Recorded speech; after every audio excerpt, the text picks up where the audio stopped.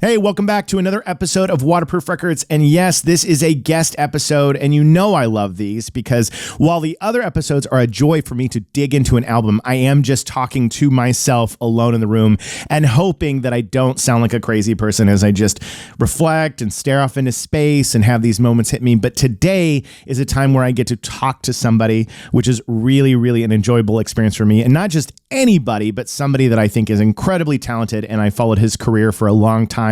So today on the show, we are talking to Geoff Rickly, who is the lead singer, lyricist, songwriter, frontman of the band Thursday. Thursday is a fantastic band that has several albums out that you should definitely check out if you've never heard them before. And I was so lucky that I got to see Thursday perform at Riot Fest just this last fall. So when I invited Geoff on the show and he accepted, I was thrilled that I get a chance to sit down and hear about his waterproof record, what his inspirations were, and just the journey with Thursday so far as a musician, a songwriter, and everything else. So let's dig right into it. So it's time to talk to Geoff Rickly from Thursday and a few other bands. Let's go. Things are going to change. I can feel it. If this going to be that kind of party, I'm going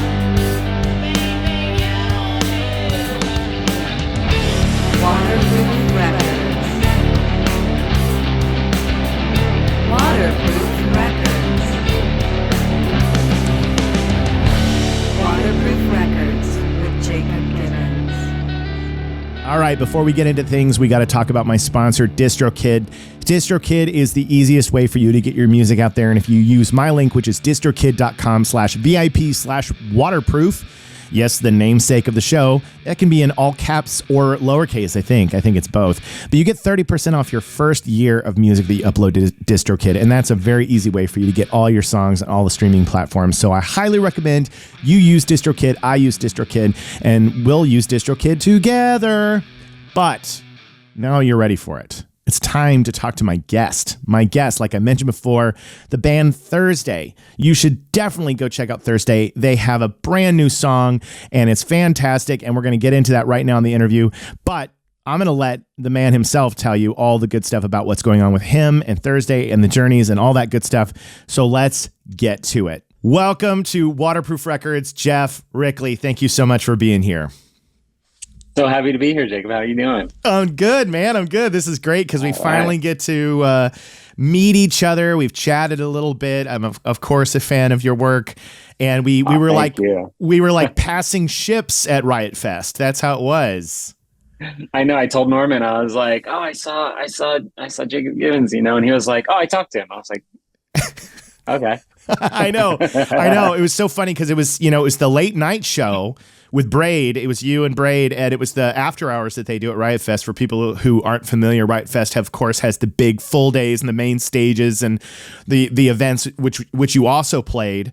But it was like the after hours. They do these cool things where you get to go to these local Chicago hotspots and really experience the band in a much more intimate setting. And that's exactly what this was. And I'm standing outside and I'm talking to Damon from Braid and I'm talking to Norman. And I'm like, this is so surreal for me, to just be like casually having a chit chat with these guys outside.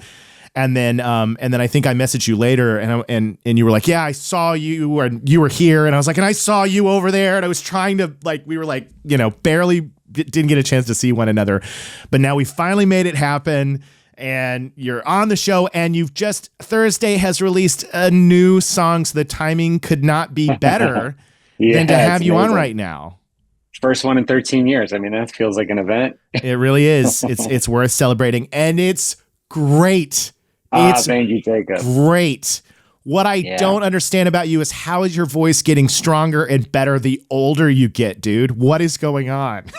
Well, it's so funny you say that because I was like, I swear my voice is getting so much better. This is weird. Nobody ever says that. Everybody says like, you get older, your voice goes.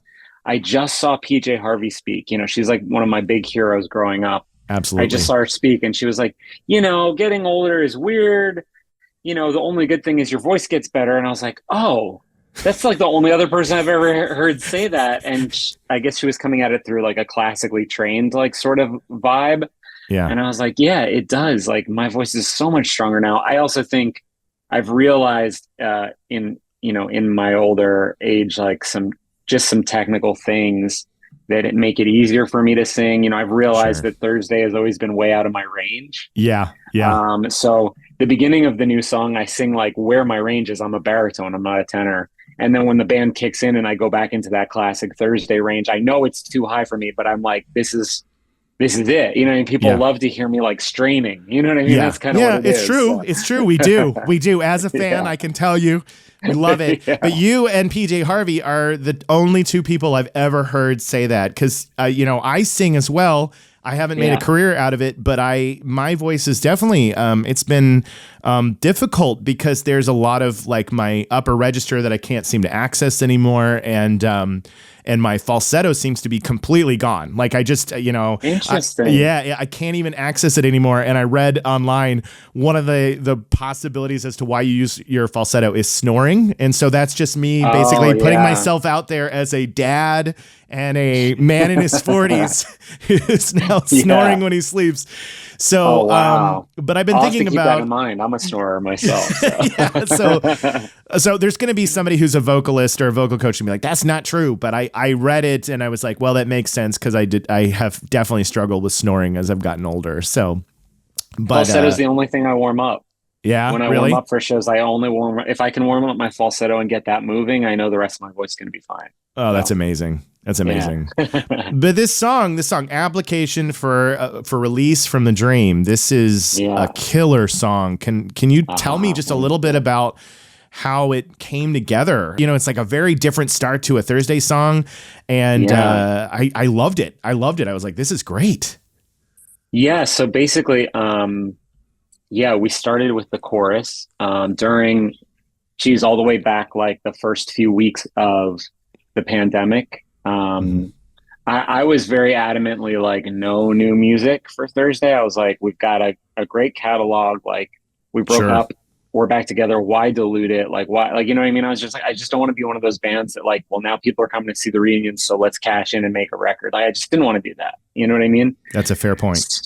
So I was kind of like anti for a long time. And then during the, the first few weeks of lockdown, just my guys were just like all at home, like, people who had jobs, people like with their kids are so busy, finally had some time and we're just like, just sending so many demos. I mean, literally like probably like 40, 50 demos in those first few weeks.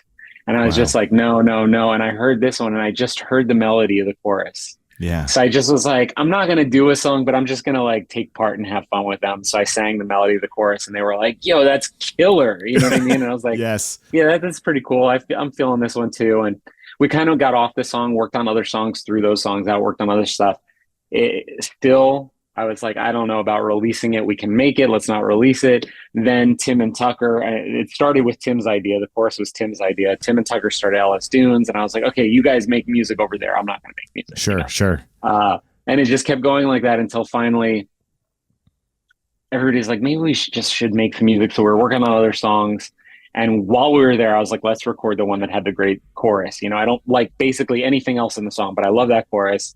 And so we did that.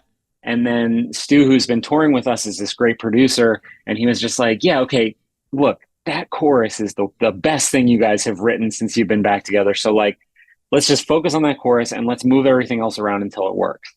And so it was like, I don't think the beat's working in the second verse. Let's try something else. So we did that. Oh, now we have a second verse that works. Once I heard the beat in the second verse, I was like, what if we did like a chant part? You know what I mean? I had this idea for the chants. And then it was like, well, you can't go right back into the chorus. You need like, it's got to get aggressive. If you're going to chant, you got to come back in. So it's just started working like that until finally all we didn't have was the first verse. And Steve wrote a guitar part and I was going to sing over this acoustic guitar part or over this kind of like U2-ish, like palm muted guitar part. And we were like, that's cool. But then Steve wrote this piano line. It was like, doo-doo-doo-doo-doo. And I was like, oh, that I could sing over. Yes. So I sang the beginning and then Stu was like, actually, let's take the chant drum part and put it over the beginning. And I was like, oh, now it's really working. Then Tucker's wife was like, I think that piano line sounds like X-Files, like doo-doo-doo-doo-doo. So we were like, well, crap, we can't use that. If it's going to make people think X-Files, we can't use that. So then we went back to Steve's guitar part and Stu manipulated it all and turned it into that kind of sweeping, atmospheric, thing. That's guitar, believe it or not. It doesn't sound like guitar, but that's guitar. Really? Yeah, that's Wow. guitar. So many Wow. pedals on it. So Wow. many ideas, so many things being bent and moved, but that's guitar. Yeah, that's kind of the long road that we had to there. And when I realized kind of that it was sort of this flip side of the sentiment from our like biggest song, like I don't want to feel this way forever, the sort of like I want to escape where I am. This song is like the look, life can be hard, but like let's not look for a way out. You stay here, I'll stay here. You know what I mean? Like this idea that you're trying to get out of the dream, out of life, out of like, the whole cycle of pain and suffering and joy and all the things that come with life. This song is sort of like a plea of like, look, if you stick in there, I'll stick in there. Like, you know what I mean?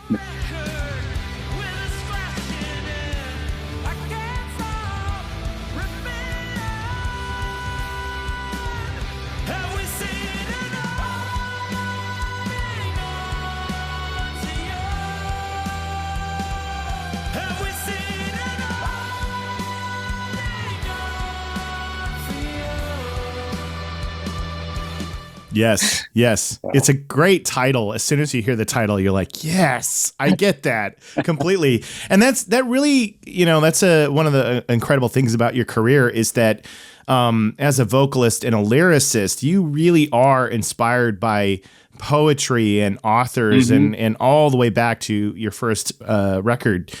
You can just really tell that as somebody who likes to dig into phrasing words and dealing with these heavier subject matters in your music, and it's just carried all the way through. So this was a perfect example of the Geoff Rickly style of writing things, and what's so interesting, and there you could look at this as an interesting bookend, because here you are, a band that's releasing something in '99, and then really when you get to Full Collapse and More All the Time, these are coming at a difficult time, a post 9/11 world. You're from the East Coast, which are way more surrounded by what was going on in that time. And then here you got this first song in 13 years, and we're now in a post-COVID world. We went through another, and we're in a very difficult time right now. And so I wanted to know, how has the lyrical themes that you experienced back then, grief and kind of this despair over a world at war and kind of where we were then, and then what you endured during the lockdown and this difficult time and what you've been through personally, how did that kind of inspire some of the lyrics that you're working with now? I think one of the biggest influences on the lyrics, I can't speak as much to the music, but to the lyrics, is getting sober. That was like a big change in my mindset, and not because it's like, well, now I'm so clear-headed or something. It's not like that. It's more this idea of like, there's this thing that's almost like a mantra in the program, which is like the serenity prayer. It's like, grant me the serenity, accept things like I cannot change, the courage to change things I can, the wisdom of the difference. I try to think about like, well, what do I have control over? What can I do to make life better for people? Because it is it's a scary time. We're on the verge of, some people would say we're on the verge of World War III right now, which is pretty terrifying. Sometimes it does feel like that, right? It does. Yeah. What can I do today? Like, can I change the world leaders' minds? Probably not. You know what I mean? Like, sure, I'll try. I don't know if that's where my strength as an artist lies, though. I think maybe at some point it is, but right now it's like, what can I do on a personal level to give people more hope and more, I think a lot of early Thursday was really concentrating on the darkness and being, terrified inside the darkness, being scared, being sad. And I think those are all valid feelings to have. And that's not a bad basis for art to be made. But as an adult, I feel like I want to offer like some sentiments that are along the lines of like, yeah, it's really hard. Life is so hard, right? But it's beautiful. Like, don't lose track of the fact that like being anything at all is a beautiful experience, know? So, Yes. That's why I asked the question, because I picked up on that notion. And I think that's where you and I are very similar, and why we're connecting. We're close to the same age. I mean, within a year of one another. And I find that the platform that I'm given now to talk and communicate to people my entire goal is uplifting and inspiring and reminding people that things are going to be okay. I often get asked, like, what's the band that you hate? Or, you know, if somebody says something really biting about an artist or whatever, and they want me to chime in, I'm like, it's not my thing, man. It's not my thing. My whole goal is you're going to get caught in the doom scroll of the news cycle, and you're going to get really bogged down with a lot of terrible things in the world. And what I want to do is I want you to take a deep breath and laugh and reconnect with what brought you joy at a young age and what brings you joy now, and that you really need to just cherish where we are today. Because, you know, and so I sensed that a little bit lyrically. I was like, there's a sense of like, fuck yeah. You know, like, yeah, right. And I think that from somebody who's so inspired by poetry and authors and writers, I saw a different side of where you are now in your life. And this makes sense in sobriety and the journey that you've been through. Yeah. I mean, you know, we've talked about like pain is an incredible teacher. You know what I mean? If you heed what it has to tell you, you can learn a lot from it. So I try and focus a little more on what I can learn from it than how much it sucks to be in pain. Yeah, absolutely. But, you know, it doesn't mean it goes away or anything like that. I once heard Bruce Springsteen say, like, yeah, like as an adult, the stuff that bothered me back then doesn't bother me at the moment, but it's never far away. Yeah. You know what I mean? It's always, I can always dip into it if I need to. It's like, you know. Yeah. Still there. Never leaves you. Yeah. Well, you wrote a book last year. Your first book is Someone Who Isn't Me, released in 2023. I have yet to read it, but I'm really looking forward to it. It's tell me a little bit just about the process of writing a book and yeah. Yeah. So I guess, you know, my path to sobriety was a fairly non-traditional one. I went to Mexico and took a very experimental psychedelic called ibogaine. And I thought, like, how, you know, there's some information out there about ibogaine. It's documentary, some articles written about it, but there's no art made with it as like the central character or whatever. And I thought, you know, people say, oh, there's heroin books, there's LSD books, there's all this other kind of stuff, but there's not, like, this is it lasts like for 24 to 48 hours. Wow. It's like, people say it's like the harsh grandfather of all psychedelics because it shows you everything that you've done wrong in your life. Oh my God. I don't know if I'm ready for that one. Oh my God. I thought, yeah, like I want to rewrite Dante's Inferno as a fully realistic book. You know, as if it's something that could really happen to you today using this drug. And so that's kind of the basis of the book. You know, Dan Ozzie says it's Dante's Inferno in a tour van. I like that description. That's great. Yes. Now I really want to read it. Yeah. It's pretty wild. I think, you know, like there's it's a difficult journey at times, but it comes out the other side and something that I hope it also brings that sort of uplifting message. Because, you know, I do think like those of us who make it through difficult times, it's like, man, you got to celebrate, you know, you got to have some fun. You got to offer that hope to other people, you know, because there's a lot of people that aren't out the other side of it yet, you know? Yeah. Yeah. That's been a conversation I've had with, you know, friends of mine where we talk about why life puts you through these painful moments. And then when you come out the other end and you realize your story, you have no idea how you're touching the lives of somebody. However you're sharing it, you're going to speak to that person who needs to hear it the most. And that's really just the point of sharing this space on this planet, right? Is we're supposed to kind of touch and connect with each other to kind of get through. And I think it's so wonderful when you have that opportunity to have somebody read your work or hear your songs and they reach out and they go, you have no idea how much I needed to hear this. You have no idea how much that piece of music was there for me when I needed it the most. And that truly is the greatest reward as anyone who creates art in any form, is that moment that you've connected with another person that you've never met before because of what you've put out in the world. At least that's how it feels to me a lot of the time. Absolutely. I mean, when I was a kid, I was like super obsessed with like comic books and superheroes and all kinds of stuff like that. And at some point I realized like, that's all real. You know what I mean? Like it's all like superpowers are real. And like things that are above this level of the earth. It's like the art is that. And the fact that we all get to tap into that and appreciate it and facilitate it and be a part of it, it's like, yeah, it's like there are superhuman things in the world. You know what I mean? Like fully.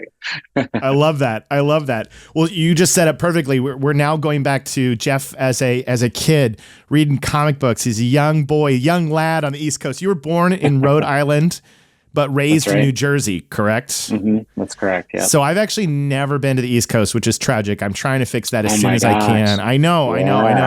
It's one of those things that I've missed the opportunity. As a young man, I didn't get out there, and now that I'm older and my kids are older, there's more opportunities, especially with the music thing, that will bring me out to the East Coast. But I can't wait to get out there. But it's a whole other. It's a whole other world that I've yet to experience. I didn't grow up in LA. I'm from Tulsa, Oklahoma originally. Okay. But I've lived in LA for 20 plus years, but I originally grew up in the middle of the country. But for you growing up, since we're the same age, I'm assuming, it was MTV, the radio, what your friends are listening to. Do you have any siblings? I don't. You don't? You're an only child? No. Yeah, I'm an only child. Yeah. So getting access to older sisters was a big one. Yeah, I was like, go. oh, I have a crush on her and she likes this band, so I'm going to check it out. You know what I mean? That's definitely a thing, right? There's nothing better than when you have a good friend in school and you meet the older sister and she has amazing taste in music and you're like, I'm in love. I'm in love. This is incredible. So let's talk a little bit. The crux of Waterproof Records are these moments. And I've had to tell my guests as this show is growing and getting more listeners and a larger audience. When I started out, Waterproof Records was a very simple idea. It was this idea of it being an unsinkable tune. And when I had my first guests on, it was musicians. So it was usually like, what's the album that made you pick up the guitar or start writing music, And it was that kind of question. But I found as I brought guests on the show that were not musicians, they were music obsessives. I was like, that's not a fair question to ask, right? I want to ask them the same question. So I realized it was if somebody said to you, like, what's the album that changed you? And it usually, for musicians, speaks into why we write or perform or play music. But for the music obsessives, it's the one that you know the moment. It's like you were one day you went to bed this way and then you woke up with this album and everything was different. And that's the Waterproof record. And so what I'm excited about is you gave me two. Yeah. Yes. And I love that. I love it when my guest gives me two because it's like, wow, this is a two-pronged adventure that we have with Geoff Rickly. So let's start with the teenage one, the one that you were like, everything's different. Which one was it? It was 9 Inch Nails. It was the Downward Spiral. It came out literally to the day on my birthday when I turned 15. You're shitting me. That's awesome. Yeah, March 8th. I think it's March 8th, 94. And I was able to I think it was like right before it came out, I was able to convince the record store to give me the vinyl version because I was like, who has a record player? I'm not going to ruin anything, but we had a record player. So nobody has record players, right? Like that was the thing back then is people don't realize that records were not the thing that you get. But if your CDs, family, everybody wanted CDs. Yeah. Everybody wanted CDs. But if your family had a turntable, you're like, I could get a record. So you got the record on your birthday. And I believe Downward Spiral was written for your birthday. I don't have that confirmed anywhere. It was for your birthday. Definitely. Yeah. It definitely felt like, because I had gotten into them on Pretty Hate Machine, but it was like we were talking about, like, I remember I heard this song across like a park and I followed the sounds because I was like, that's so different. I listened to hip hop a lot as a kid in New Jersey. It was a very popular thing. I love Tribe Called Quest. I love all these hip hop artists. So I heard a drum machine and I kind of followed the sound being like, what is that? But I heard somebody singing like sort of like the Smiths or something, what I mean? It just like really, and the song was down in it. And I was like, there were these two girls dancing to this beat, to this boombox, and they were like dancing. And I was like, what is this? I shouted. And they were like, it's 9 Inch Nails. You don't know? They were like, they didn't stop dancing. And I was like, cool. Like, so I went and I got it, but it never felt like it was mine. It felt like this is some cool thing that like these older girls listen to. But when Downward Spiral came out, I was like, this is mine. This is for me. The ownership. Yeah. And I played it on headphones a lot and I felt like the difference, because there was Pretty Hate Machine, which was like kind of like almost like a dance record in some ways, and then there was Broken EP, which was like metal. It was like thrash metal almost. Totally. It was like Ministry or something. And then Yeah, but very Downward industrial. Spiral was something else. You know what I mean? It was art rock. You know what I mean? It was this. It spanned like everything I had ever heard on MTV, like whether it was metal or art, what they called back then alternative, 120 minutes type stuff. Right. I loved bands like Curve and stuff like that from there, but this was just all of it swirled together in a blender, and it told a story. You know what I mean? It told this deeply personal story, and that's what I really like connected to, was that each part of the song was some new psychological moment in the character, Yeah. And it really affected me deeply. And the moments of transcendence were the things that like kept me hooked. The very end of Closer, the very end of Piggy, these recurring like motifs musically. Yes. They would come back in different keys and different modes. And I had never heard anything considered where it felt like a movie or a novel or something, something so well thought out. And that really got me, Yeah. The storyteller aspect that makes a lot of sense with you, Yeah. the story. That's remarkable. And it is an album that really did make a huge impact at the time. And I, like you, Pretty Hate Machine it felt like the older kids' music. I know exactly what you're talking about, which is my brother and I remember listening to this college radio station and hearing Head Like a Hole. And when that was on MTV, that was around the time that a lot of these things, and seeing Trent with his, like at the time it was like dreadlocks and a shaved head, and it's very industrial looking. And I remember being pretty young and being a little intimidated by it. And then when you get to that album, there are a lot of dancey kind of tracks to it that are a little bit more pop influenced. I mean, it's very dark, but it's also, he hasn't quite found his voice yet. He hasn't found the thing that is so uniquely his. Downward Spiral is the one where you go, oh, this is this fucking guy. You know what I mean? Yeah, this guy's actually a genius. Yeah. This guy is a genius. And he's going to take you places that are scary and interesting, and he's very smart. You could see the intellect coming in there, and you could see that he was just going to make kind of fearless, bold choices. So I love that you chose that one. And where do you think that that's influenced you since in your vocals? Do you think that there's anything that you've grabbed over time from Trent in terms of your vocals or vocal style, or not necessarily? It was more of just an eye-opening album. Yeah, no, there are definitely things that I've taken from Trent. I think the main thing is probably like, there are times when it was so raw that it felt dangerous. Like you said, it felt scary.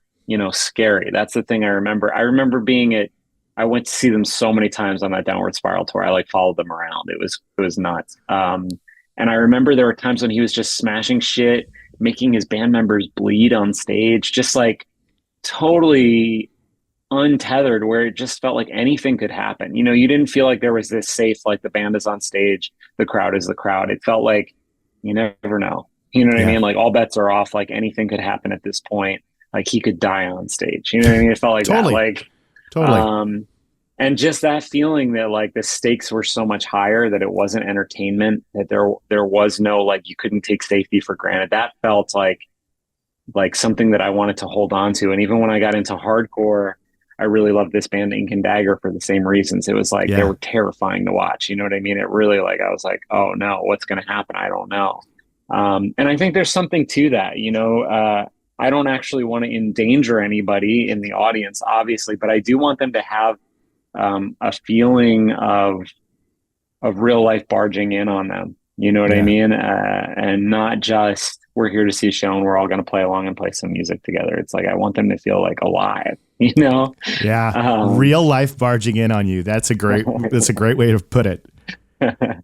So that's, part of what I took from it. And part of it, ties into the next record too. And I guess that at some point I realized that Trent's lyrics were extremely myopic, in a good way. In a good way.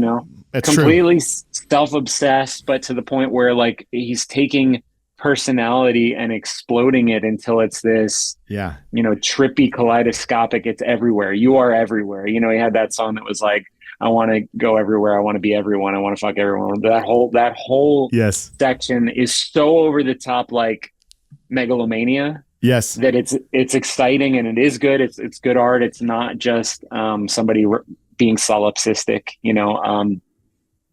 So I don't think that that's bad. But at some point I realized, well, I don't think that's what I want to do. You know what I mean? I don't think I want to just swirl around in my own mind, which is funny because my novel is almost like that in some ways. Well, you had to do it at some point in time. You know what I mean? At some point in time, you have to get that journey out. So yeah.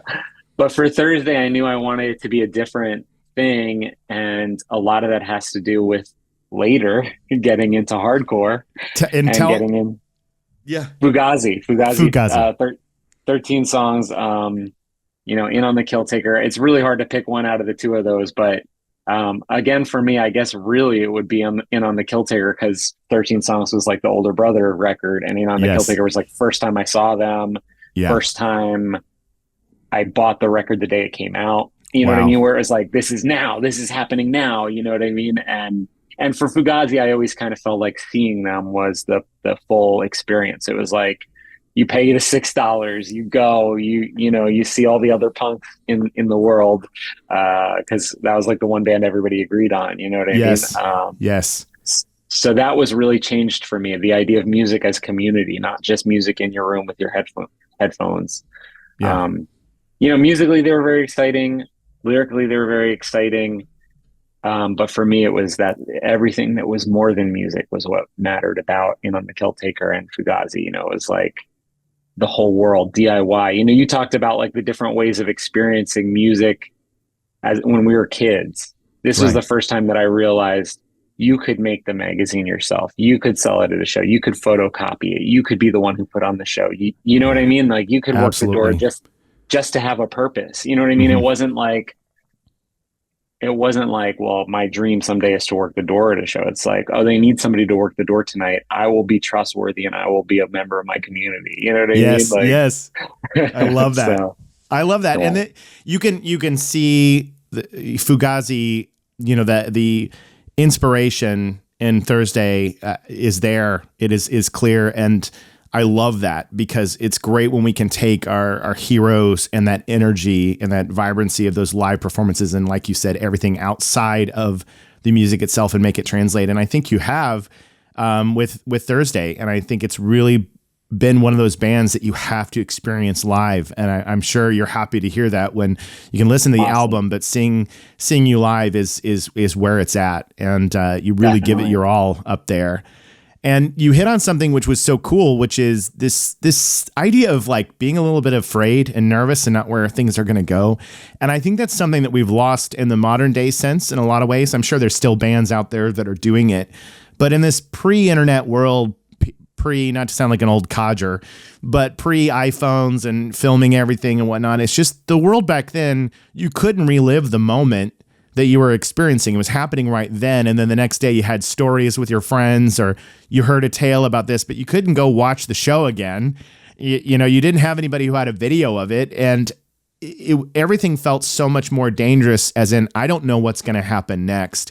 And whenever I include things like that, like watching music videos, whether it was Tool or Nine Inch Nails or, whatever band, and talking about being afraid. And it's so funny to see the comments of these younger people. They're like, why were you scared? you're like, you don't know what it was like in 1991 and 92. Like I had no point of reference. And they're like, oh, there was so much more scarier bands. And I'm like, not in Tulsa, Oklahoma in 91, dude. Like, it's like you're the point of access that you have is just whatever can get to you at that little tiny doorway back then. Whereas now you could literally go online and say, I want to look up the most controversial bands of all time, and so it's just a different world. It is. Absolutely. It is. And I think also like when there weren't cameras at every show, like you literally felt like something could happen here and nobody would know. You know what I mean? And like, that was also like a strange feeling. I I think that, at some point during the pandemic stuff, I remember I started seeing videos of shows in LA where they were like playing in the sewer, or like playing in an abandoned lot and setting off fireworks in the crowd, where it was like, whoa, they're doing it. They're Yeah. sneaking in places where they shouldn't be, and having like full on like 1,000 people showed up, and Right. it's nuts. You know what I mean? Insane. Like, where I was like, those kids, I was like, that's it. They're doing the thing. Like, I never did it that way, but they're doing something that doesn't feel sanctioned. You know what I Yes. mean? It feels like, oh man, you're going to get in trouble. And that's the best. Like, That's the best. That's the best. And I'm glad you brought that up, because it's true to my young listeners. Absolutely. It is still out there, and there still is a cool rock and roll free expression, wild, unbridled energy that's out there. It's just, we don't get to see it. You know what I mean? Because what's being fed to us is obviously the mainstream or whatever is, hit the algorithms. But it's still out there, and there's still a lot of kids that what's so cool now is when you meet a 12, 13, 14-year-old, my son's 15, and you meet these peers and they look back in these bands from the 80s and 90s and they're loving it. And I'm like, yes, they're finding a time when everything was analog and not captured and not forever, to be streamed. And I think they're pulling inspiration from it. And I think we're about to have a rock renaissance. I really do. I think that we're going to have a time where a bunch of young people are going to put out bands and songs and really push the norm, and I'm looking forward to it. Yeah, it's funny you say that. I've been feeling the same way recently. I keep hearing stuff, like young stuff, that I'm like, this is just great. You know what I mean? There's even one that I heard about literally because I was like, oh, there's a band called Wednesday now. Like, we're Thursday, there's a band called Wednesday, and I listened to it kind of be like skeptically, like, okay, like it's gonna be another emo band with the day of the week. And I was like, whoa, this band's really different. This is cool. And then I like started listening for real and was like, this is so good. Like, this is so good. I don't know if I've heard Wednesday yet, but now my goal is to get every day of the week filled with a band name, find the Mondays, the Tuesdays. I know the Sundays are out there. Let me recommend the second song on the record is called Bull Believer by Wednesday. Okay. It's like 8 minutes long, and the whole ending, like the 3 minutes of the ending, chills. Yeah, chills. You heard it here first, ladies and gentlemen. I love it. This is such a good insight into young Geoff. So when you're listening to Fugazi and you're inspired by Downward Spiral, do you start a band in high school? Are you in a band? Because I know Thursday happens really young for you. You're like 20 years old when the first record comes out, right? Yeah. So we started when we were 19. Yeah, I did have a band in high school. Like, we weren't very good. I was certainly worst.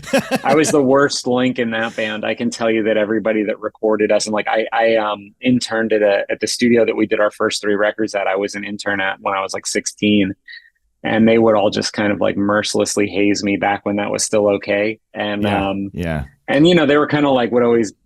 When Thursday later came to record, they're like, I can't believe you're the one out of your friends that's going to make it, because you're the most hopeless out of everybody. Like, you didn't know what you were doing at all. Right. So that was really funny. The band wasn't good, but I did get a chance to go play the Pyramid Club in New York when I was like 16. And I think I had a weird moment where I met a band called Green Apple Quickstep. And I'm familiar. Yeah, so you know them. Okay, cool. Yeah. So they were pretty, they didn't really blow up or anything, but they were cool. And I remember they were like, oh, you play saxophone? Bring your saxophone to, CBGB's tomorrow. We're playing with Fishbone and X. Like, so I played a song with them at CB's when I was like a kid. There's like a lot of weird stuff like that where I would just show up, and I think like maybe like I was, 16 and like tripping on acid at CBGB's playing saxophone. I was gonna say, so you played sax as a teenager. You were a saxophone player. I was in the marching band. Yeah, for sure. I love it. We would have been friends, Geoff. We would have been friends.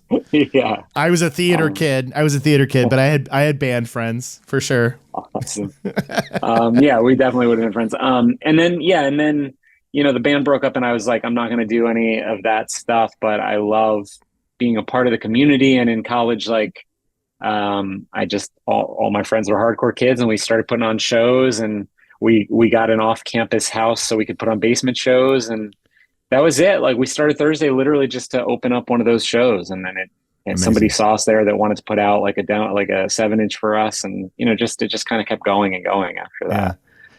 What was the Yeah. name of the high school band? Do you remember the name of the high school band? It's such a bad name. Bring it. We were called Useless. Useless. Amazing. I remember somebody once saying like it's quite a fitting name. Yeah. Ouch. Ouch. Somebody tore you apart in the zines, in the local high school zines. Useless. Exactly. That's amazing. That's amazing. So Thursday, you have the first album. When was the moment? Was it during Full Collapse or War All the Time where you really were like, where your life began to feel like this is going to be my life now? Because I'm sure in those early days it probably felt like this could be taken away at any moment. Or did it always feel like that? No, yeah. I mean, even when we were touring for Full Collapse, we kind of all agreed to like, we thought the record was great. So we said, we'll take off like a year from school and tour, Okay. And towards the end of that year, nothing was happening, like Full Collapse didn't really take off until the end of the year it came out. So it came out in April and it took off in December. Right. So all through there, we took off the beginning of the year, started setting up the record, and around December, we were starting to make plans to kind of go back to school. And like at the 11th hour, so to speak, it just all of a sudden MTV2 adds the video to full-time rotation and puts me in the commercial for like the the like MTV commercial, like suddenly I'm in it. Oh my God. And none of us expected that level of success. We thought maybe we could like open for Lifetime on the tour, we could be that kind of size band. And suddenly we were, selling hundreds of thousands of records, and it was really quite a surprise, Yeah. Part of a movement of music at the time, you know what I mean, that you probably didn't know that you would be. You're just a band churning out songs that you're inspired by, but it really would forge the path for so many of those early 2000s bands that now are, a very clear marker of that time and what it meant to go see live music. Yeah, I mean, I don't think Victory Victory, the label we were on, had never sold more than 75,000 records. So, almost 500,000 was quite a surprise. And all the kind of like little bands in our orbit, suddenly started to say like, well, I guess there isn't a ceiling on this. You know what I mean? I guess we could go for something bigger. And it just wasn't really something that anybody thought about back then. We certainly weren't thinking about it. And so yeah, it was an exciting time because it wasn't what we wanted. We didn't have ambitions. You know what I mean? We just wanted to make music, and so it kind of was like a funny, like you'd look around and be like, "There's 5,000 people here, and they're singing every word." Like, how'd that happen? Yeah. So yeah. Yeah. And then you get to, here we are today where you play Riot Fest and you still have a room full of people singing back all your words to you. So that's got to feel good, the longevity and after the time that Thursday took off and then now coming back and just seeing just a still so much enthusiasm for your music. And I think the response from what I've seen to the new song has been pretty great. I know I love it, but it seems like everybody really loves it. It's probably the best received thing I've ever done. It's really nice because you never know what people are going to think. And even with the best of intentions, making something that you really love, people sometimes just don't like it. You know what I mean? Sometimes you don't want the same things as the people who like your music. And so you never really can tell. And I think if you're chasing approval, you can never get enough approval. You know what I mean? So like, I don't think chasing it really works either. Yeah. So it was just a really beautiful, serendipitous, like we tried really hard. We made something we really loved and people also seemed to love it. It's a rare fluke thing. And I'm really happy that it turned out that way. Yeah. And I would imagine that your journey in sobriety and what you've been through and coming out the other end of this, which I mean, I know it's a daily thing, but that would probably inspire so much more of why you do anything because you love it. Absolutely. Yeah, absolutely. Right? There's a thing that you really try to internalize in sobriety, which is like what people think of you is none of your business. You know what I mean? Yeah. You just have to let it go and just be like, can't control it.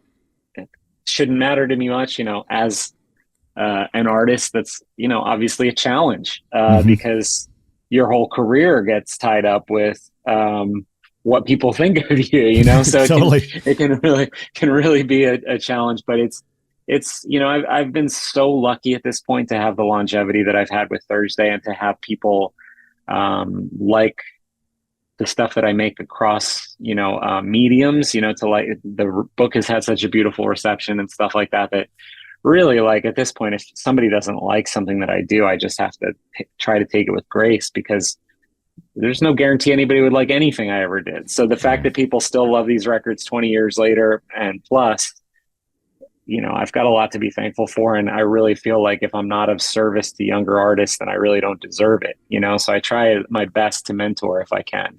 Yeah. Yeah, that's great. Yeah, and I think that that's the interesting thing for me as well. I moved to Los Angeles as a young 20-something. When you were starting Thursday, my path in life, it's just wild where we go. I moved to LA to try to make it as an actor. Like that was what seemed like the most important thing to me at the time. And I reflect upon, if I had been given a modicum of success in my 20s, I don't know if I would have survived, to be honest, because I don't think I was ready for anything. And I had a lot of growing to do. I had a lot of figuring out of things to do. And where I am now, and just being a guy who makes, silly videos, making faces on his phone, that has given me an audience and given me a chance to talk to great people like you, I feel very grateful. But the criticisms that come at you, and the people that, whatever they want to say, it has been a very quick lesson of me being like, well, as long as it's something that makes me happy, that's all I can do. And I don't think I could have done this. Yeah. I don't think I could have done this 20 years ago. I don't think I could have suffered the slings and arrows. I think I would have just been like, I'm out. I can't, I certainly had a very hard time with it younger. We were not a critical darling back then. we were a very popular band with the kids. It took 20 years for the critics to kind of go like, oh, actually, right. Okay, we were looking at it through the wrong lens back then. They weren't trying to be Limp Bizkit or Radiohead. They were doing their own thing, and we kind of like judged them on a spectrum that they don't really belong on.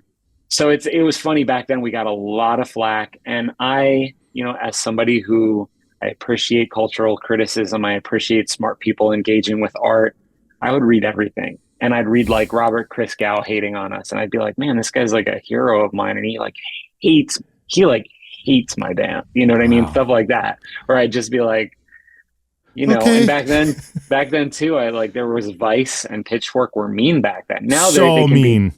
They can be dismissive now, but back then they just say like, I think he's mentally challenged, or like, and I'm saying the nice version because I'm not going to use like the words that they used back then. Sure. But they were brutal. Brutal. So, that was hard enough for me that, in the past, I produced the first My Chemical Romance record, and they eclipsed us so quickly. They became, one of the biggest bands in the world. And I think there's always a tendency to go like, wow, are they that much better than us?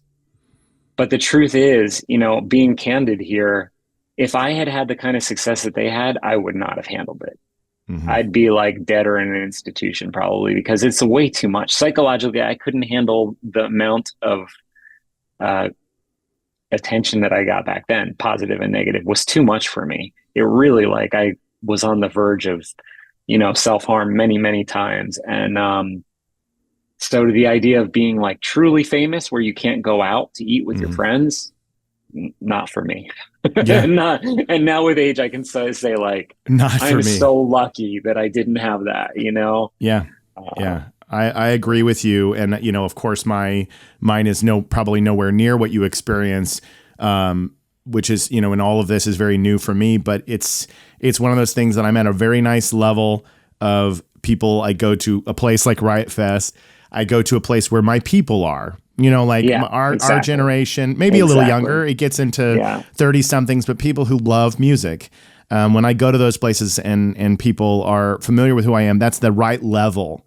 I can't imagine that kind where you can't even go and get a coffee without every single move and step and decision you make being scrutinized. That's a level that I think a lot of people wish for, and you go, I don't think you want that. I don't really think you want that level. No, even the tastes that I've had of it, the little things, like we just did South America, and, there are people like getting down on their knees and crying and praying and stuff. And it's like, I would get down on the ground and be like, please stand up. Like, Right. like I get it. Music is life-saving, Music but that's is not power. Yeah. Yeah. That's not me. I'm just another person that feels that way about music also. You know what I mean? Right. Like, we love the work, not the person. The person is like, right, at best, an imperfect vessel, let's call them. But, and so like when I was younger and, we played the Philippines, the only place where we've had a number one hit, people all called me sir and stuff, it's very strange. It's very strange. I think celebrity is like, the main qualification for being a celebrity is probably not cracking under that kind of pressure, because it's too much. That's very well said. And it is why the group is so small, right? Because it takes a lot to be able to exist in that realm for a sustained period of time. And the people who do it, usually you'll never see them in the regular world. They've isolated themselves so much, or if they do, they've got people that help them navigate those waters. So I think that's why we love somebody like a Ben Affleck, where it's like, you just see him not dealing with it well. Like, you see him dropping his Dunkin' Donuts and being like, life sucks. It's like, that's how I would be if I was famous. Totally. You're like, how did I do this to myself? Well, the picture of him just smoking a cigarette, leaning against the wall, and you're like, that's all of us if we were famous. All of us, just like, what the fuck? What is this? Oh my God, dude, this has just been the absolute best. Thank you for being so gracious with your time, and I'm just so stoked that we got to have this one-on-one. Yeah, it's been great. It's been great. So you know what this means? That means that if Thursday's coming through LA. We got to hang out. But I will definitely be, if I make my way to the East Coast, I'll let you know. And then I don't know. Riot Fest hasn't made any announcements, but I'll be back at that as well, probably. Awesome. But I doubt we'll be, we had the rare, we played 3 years in a row. So I'm not. I don't think 4 is gonna. You punch the card 3 times, and they're like, "Yeah, we've got our Thursday." You're good for a decade. Call me when you're in your 50s. I love it. Well, we have to get together and hang out for sure, because I think it would be great.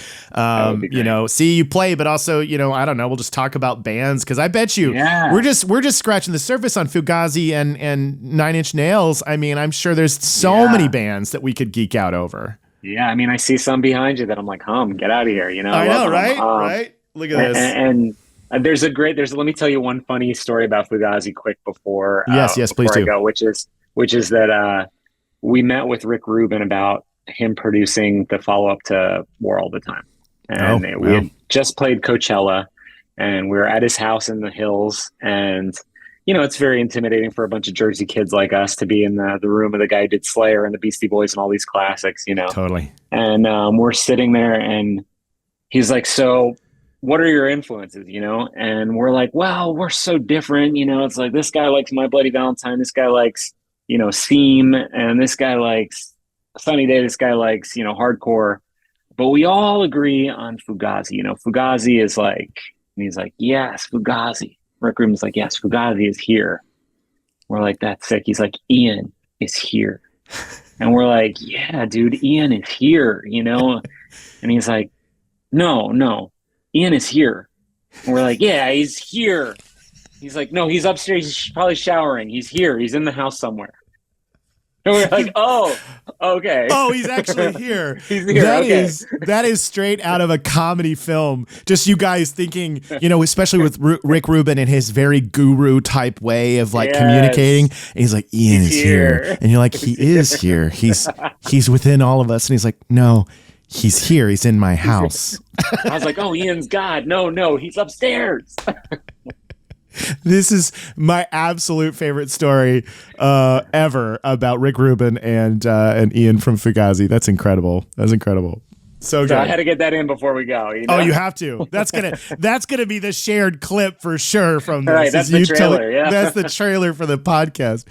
Oh my God. So is there anything, I would imagine things like this where you release a song and Thursday is still playing, obviously, and you're still doing shows just as on your own.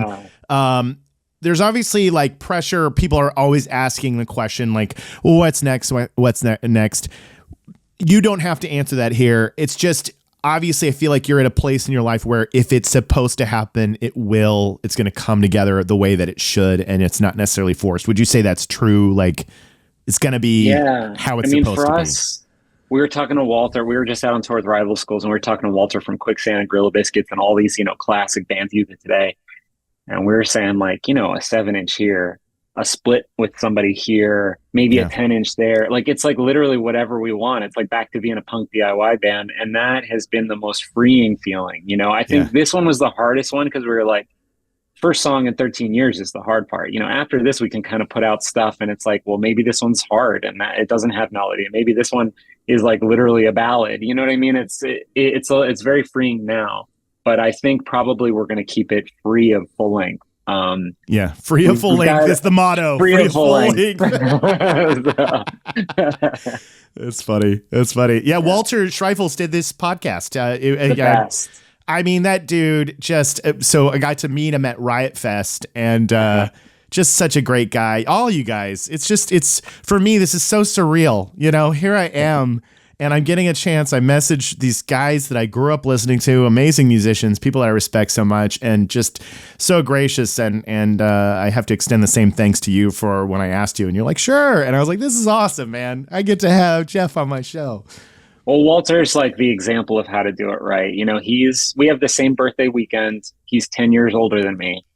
So I just like, whenever I'm worried about the future, I look to Walter and I say like, that's how you do it. Yeah, absolutely. So, I look at him and I go, the dude's in great shape. I know. Saw him jumping around and rocking for both, the Quicksand sets, the Gorilla Biscuit sets. You're like, the dude's got energy. He runs all the time. I was like, that's the guy I want to be when I'm his age, for sure. He looks better than I do already. And he looks way better than I do. That's what I want to do. The Benjamin Button. Yes, Geoff. Here we go. Here's to the next 10 years that we age in reverse. Yes, well, at least we know in 10 years your voice is going to be just a whole. I mean, at this rate, people are going to be. You're going to have the Bill and Ted's moment where you're going to sing in 10 years, and the world is going to unite and come together because it's just perfect. Well, I already told everybody, like, if I ever stop singing for any reason, if it's like I can't do it anymore, I'm taking up smoking.